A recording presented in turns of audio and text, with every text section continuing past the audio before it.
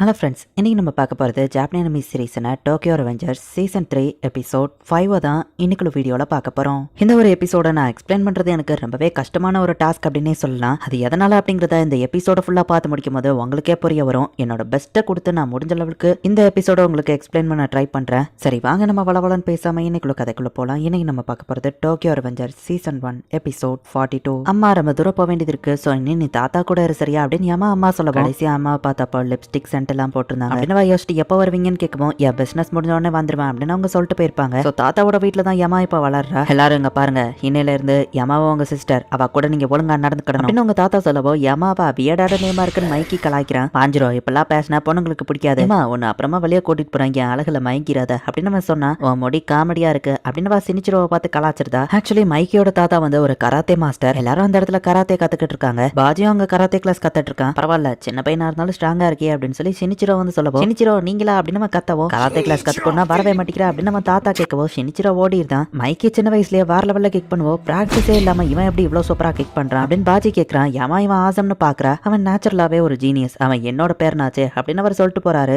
ஹே மாஞ்சிரோ என் கூட வந்து ஃபைட் பண்ணு அப்படின்னு பாஜி கூப்பிடுறான். இன்ட்ரெஸ்ட் இல்லன்னு மைக்கி சொல்லவும் அப்ப எதுக்குடா டோஜோக்கு வந்து கேட்கவும் எல்லாரும் முன்னாடியும் சீன் போடுதான் அப்படின்னு மைக்கி சொல்றான். யமாவை பார்த்துட்டு யாருதுன்னு பாஜி கேட்கவும் அது யமா என் சிஸ்டர் நம்ம சொல்றான். யமா ஃபாரின் நேமா இருக்கு நம்ம சொல்லப்போ ரெண்டு பேரும் ஒரே மாதிரி இருக்கானுங்களே முட்டா பசங்க அப்படின்னு யமா பாக்குறா. அப்ப இன்னில இருந்து என்னோட பேரு எட்வர்டு, என் பேரு Mikey, I have a pen. Oh shit அப்படின்னு இங்கிலீஷ் பேசி அவங்க சிரிச்சிட்டு இருக்கவும் உண்மை என்னன்னு எனக்கு தெரியும், எங்க அம்மா என்ன வெறுக்கிறாங்க, அதான் என்ன விட்டுட்டு போயிட்டாங்க, பட் வேலை முடிஞ்சவங்க திரும்பி வருவேன்னு சொன்னாங்க தெரியுமா அப்படின்னு யமா அலரா. அவங்க தாத்தா விசாரிக்கவும் யமா இந்த இடத்துக்கு பழக்கப்பட்டுட்டா, எல்லா ஓகே மாதிரி அவ வெளியா காமிச்சுக்கிட்டாலோ உள்ளுக்குள்ள அவ ரொம்பவே கஷ்டப்படதா செய்யறா. அவ முகத்துல ஒரு ஸ்மைல பாக்கணும் அப்படின்னு சினிச்சிரோ சொல்ற எல்லாத்தையும் மைக்கியோ கேட்கறான். ஹே நீ அதை கரெக்டா பண்ணல, நான் வேணா உனக்கு கத்து கொடுக்கவா அப்படின்னு மைக்கி வரவும் யமா மூஞ்ச திருப்பிக்கிறா.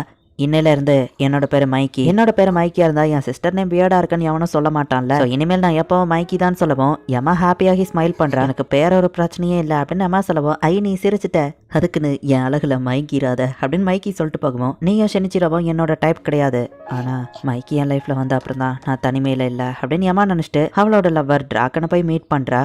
இப்போ டோமான் மீட்டிங் நடக்குது. அப்ப இனிப்பே ஒரு பிளாஷ்பேக் யோசிக்கிறான். ரைஜோ ஒரு ரிட்டையர் ஆயிட்டான், பிளாக் டிராகனோ டோமான் கமாண்ட் கீழே வந்துருச்சு அப்படின்னு சொல்லவும் நீ பிளாக் டிராகனோட 11th லீடர் ஆக போறியா அப்படின்னு மைக்கி கேட்கவும் எனக்கு அந்த ஆசை இல்ல, ஆனா டாக்கமிச்சி ஹானகாக்கி அவனை 11th லீடரா நான் நாமினேட் பண்றேன்.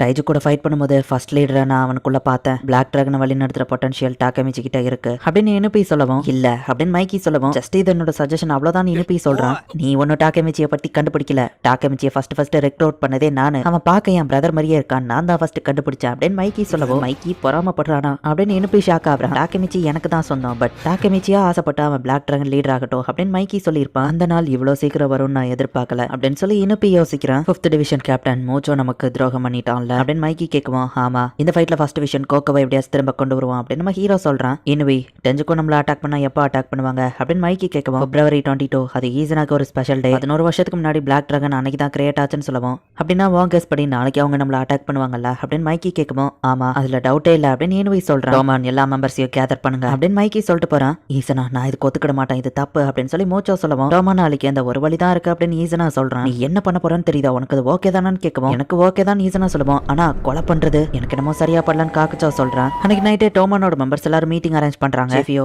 இந்த பேட்டில்ல ஃபர்ஸ்ட் விஷனோட மிஷனை கோக்கோவை திரும்ப கொண்டு வரணும், கீசக்கி ஈசனாவை தோக்கடிக்கணும் அப்படின்னு நம்ம ஹீரோ சொல்லுவோம். மொத்தத்துல டெஞ்சுக்கோவை கிரஷ் பண்ணணும் அப்படிதான் சீஃபியோ கேட்கறான். ஆமா அப்படின்னு நம்ம ஹீரோ சொல்லுவோம். பட் இப்ப இருக்கிற டோமானால டெஞ்சுக்கோவை தோக்கடிக்க முடியுமான்னு தெரியல அப்படின்னு சீஃபியோ சொல்றான். February 22 நாளைக்கு டெஞ்சுக்கோ நம்மள அட்டாக் பண்ண வருவாங்க, பதிலுக்கு நம்மளும் அட்டாக் பண்ண தயாரா இருக்கணும். அவங்க தன்னைத்தானே கிரைம் சிண்டிகேட்னு சொல்லிக்கிட்டாங்க, சோ நியாயமா ஃபைட் பண்ண மாட்டாங்க அப்படின்னு டிராகன் சொல்லவும் நம்மளும் நியாயமா ஃபைட் பண்ண கூடாது, மைலியாவோ மீட்ஸியாவோ பைக்ல வரும்போது அப்படியே அடிச்சிட்டானுங்க, அவங்க பைக்ல இருந்து கீழே விழுந்த அப்புறமா ஒரு இரும்பு பைப்பை வச்சு அடின்னு அடிச்சிட்டாங்க அப்படின்னு ஹாக்காய் சொல்லவோ இப்போ அவங்களுக்கு என்னாச்சு அப்படின்னு டிராகன் கேட்கறான். அவங்கள ஹாஸ்பிட்டல்ல சேர்த்துட்டேன், அந்த டெஞ்சுக்கு ஜெயிக்க மோசமான எல்லா ட்ரிக்ஸையும் யூஸ் பண்றானுங்க, சோ டோமானோ நியாயமா நடந்துக்கிட கூடாது. பாருங்க ஃபர்ஸ்ட் டிவிஷன் எல்லாரையும் அடிச்சு போட்டிருக்காங்க, மத்த எல்லா டிவிஷனோட கேப்டனையும் அடிச்சு போட்டிருக்கான், 5th டிவிஷன் கேப்டன் துரோகம் பண்ணிட்டு அவங்க கூட போய் ஜாயின் பண்ணிட்டான் அப்படின்னு ஹாக்காய் சொல்லுவோம். அதுவும் கரெக்ட் தான் அப்படின்னு நம்ம ஹீரோ யோசிக்கிறான். நம்மள நியாயமா ஃபைட் பண்ணக்கூடாது, வெப்பன்ஸ் வச்சு ஃபைட் பண்ணலாம் அப்படின்னு எல்லாரும் சொல்லுவோம். பையன் வந்து எல்லாரும் அட்டென்ஷனையும் கொண்டு வரதுக்காக பைக் ஆன் பண்ணி ரைஸ் பண்றான். வாய மோடுங்கடா, என்ன பண்ணணும்னு முடிவு பண்ணாதீங்க, அவனுங்கிட்ட தோத்துருவோன்னு பயந்து வெப்பன்ஸ் எடுத்துட்டு போவீங்களா? வெப்பனை யூஸ் பண்ணதுனால தான் பாச்சனை போலீஸ் அரெஸ்ட் பண்ணாங்க. நானும் தப்பா புரிஞ்சுக்கிட்டு டிராகனை கொல்றதுக்காக போனேன். பட் அந்த நேரத்துல மைக்கி என்கிட்ட என்ன சொன்னா தெரியுமா? நான் அவங்க யார் கூடயோ ஃபைட் பண்ண விரும்பல அப்படின்னு சொன்னா. அதனால தான் நான் இன்னும் இங்க இருக்கேன். மைக்கி எப்படி ஃபீல் பண்ணுவான்னு யாராச்சும் யோசிச்சிங்களா? அவன் மூஞ்ச பாருங்க, அவன் மூஞ்சில ஸ்மைல் தெரியுதா? மேட்சியாவையோ ஸ்மைலியோவோ அடிச்சு போட்டதுனால நீங்க பயப்படுறீங்கன்னு புரியுது அப்படின்னு பையான்னு சொல்லவும், ஹாக்காய்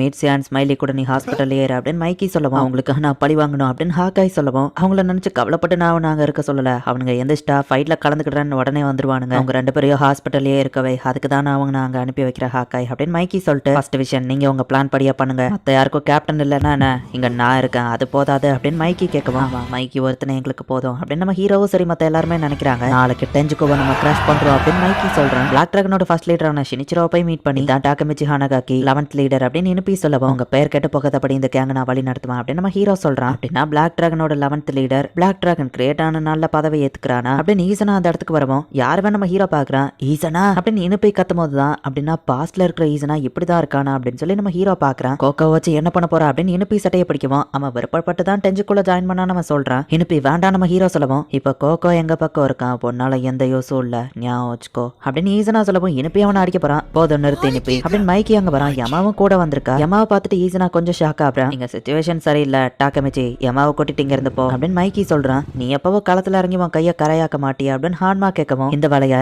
நானே தான் பண்ணியாகணும், வேற யார்ட்டையும் கொடுக்க எனக்கு விருப்பம் இல்லை அப்படின்னு கீசுக்கி சொல்றான்.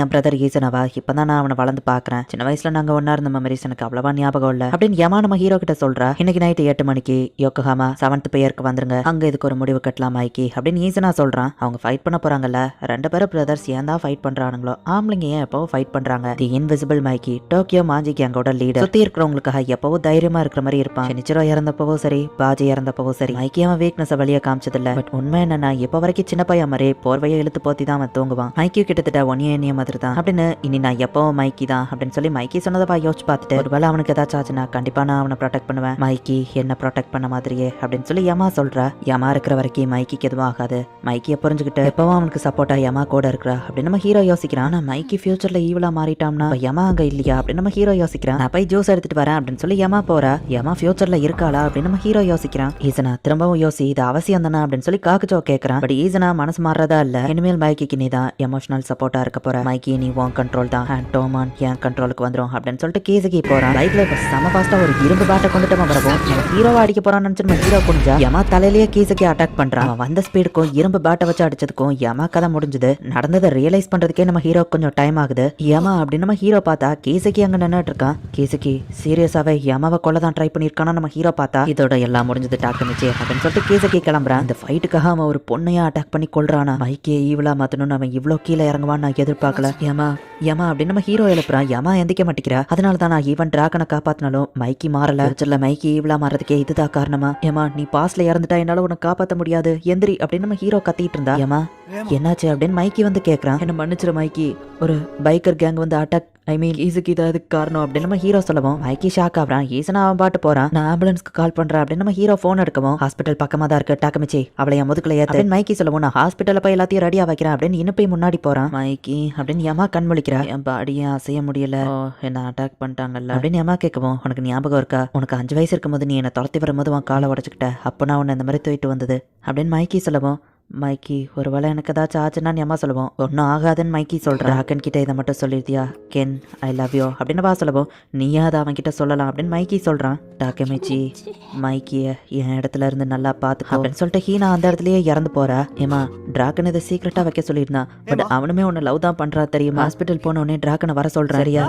ஏமா டாக்கமிச்சி என் ஜாக்கெட்டை தூக்கி அம்மா மேல போட, என்னன்னு தெரியல பாடி ரொம்ப கோல்டா இருக்கு அப்படின்னு மைக்கி சொல்றான். அவ இறந்துட்டா அப்படிங்கறது நம்ம ஹீரோக்கோ புரியுது. ஏமா என்னோட கனவு நீயும் டிராகனும் கல்யாணம் பண்ணி உங்களுக்குன்னு ஒரு வீட்டுல வாழணும், நான் எப்ப வந்தாலும் உன்னை கண்டுக்கிடாம டிராகன் என் கூட வந்து சரக்கடிச்சு ஜாலியா பேசணும், டாக்கமிச்சி எல்லாரையும் உங்க வீட்டுக்கு கூட்டிட்டு வருவேன், உங்க குழந்தைங்க எல்லாம் என் கூட சேர்ந்து விளையாடணும், அப்ப கூட நீ வழக்கம் போல என்ன அடிச்சு துரத்திட்டே இருக்கணும் அப்படின்னு சொல்லி மைக்கி கண் கலங்கிட்டே சொல்றான். மைக்கி இப்படி பேசுறத பார்த்து நம்ம ஹீரோ கஷ்டப்படுறான். இந்த இடத்துல இந்த எபிசோட் முடியுது. நம்ம ஹீரோ டைம் டிராவல் பண்ணி பாஸ்ட்ல என்னதான் சேஞ்ச் பண்ணாலும் மைக்கி ஃபியூச்சர்ல ஈவலா மாறினதுக்கு காரணமே இந்த யமா இறந்து போனதுதான். அதை இப்பதான் நம்ம ஹீரோ ரியலைஸே பண்றான். யமா இப்ப பாஸ்ட்ல தான் இறந்து போயிருக்கா. சோ நம்ம ஹீரோவால இதை சேஞ்ச் பண்ண முடியாது. என்ன நடக்க போகுது நெக்ஸ்ட் எபிசோட் பார்த்து தெரிஞ்சுக்கோங்க. தேங்க்யூ ஃபார் வாட்சிங். பாய் கைஸ், நெக்ஸ்ட் எபிசோட்ல மீட் பண்ணலாம்.